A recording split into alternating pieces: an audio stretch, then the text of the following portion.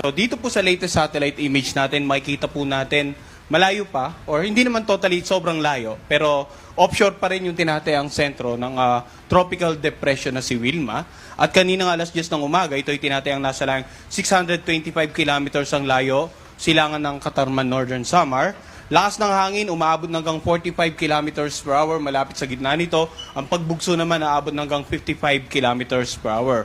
Kumikilos sa direksyong west-southwest sa bilis naman na 20 kilometers per hour. So yung tinatayang lawak ng bagyo, in terms of yung lakas na hangin, ay umabot ng 200 kilometers mula sa sentro nito. At dahil 625 kilometers pa ang layo, so wala pa itong direktang epekto. Bagamat yung distansyang yan ay inaasahan natin sa mga susunod na araw.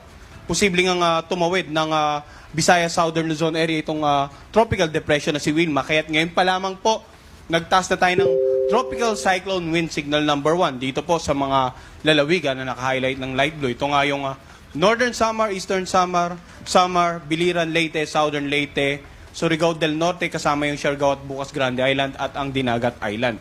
So, the first time na tinaas natin yung wind signal number 1 ngayong umaga, hindi po ibig sabihin na agad-agad ay dapat ramdam na natin agad yung epekto. No? Yung tinatawag po natin na lead time, ang signal number 1, usually, dapat po, may, in at least 36 hours pa bago natin maramdaman yung lakas ng hangin na mula 31 hanggang, or 39 hanggang 61 kilometers per hour sa inyong lugar.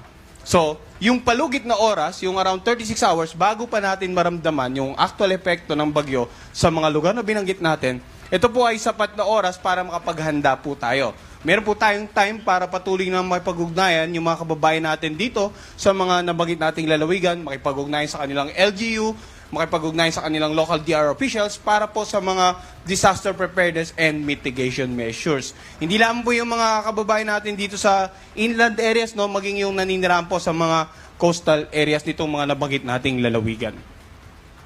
So bukod po sa bagyong si Wilma, umiral din po ang amihan sa ilang bahagi ng ating bansa. No? So, kanina pinag-usapan natin, ang wind signal ay patungkol sa lakas ng hangin na maaaring yung maramdaman sa inyong lugar dahil sa paparating na bagyo. Yung babanggitin naman natin ngayon yung mga pagbugso ng hangin. Dahil bukod sa bagyo, may umiiral tayong amihan. Ngayong araw sa Ilocos Region, Cordillera Administrative Region, sa Cagayan Valley, sa lalawigan ng Aurora, Bataan, Calabarzon, Mindoro Provinces, Romblon, Marinduque, Bicol Region at Visayas, or sa natitirang bahagi ng Visayas na walang wind signal, posible rin po makaranas ng paminsan-minsang pagbugso ng hangin, no, dahil sa amihan. Bukas naman, nakararaming bahagi ng Luzon at ng Visayas, samantala sa darating na Sabado, nakararaming bahagi ng Luzon, Visayas, Zamboanga Peninsula at Misamis Occidental.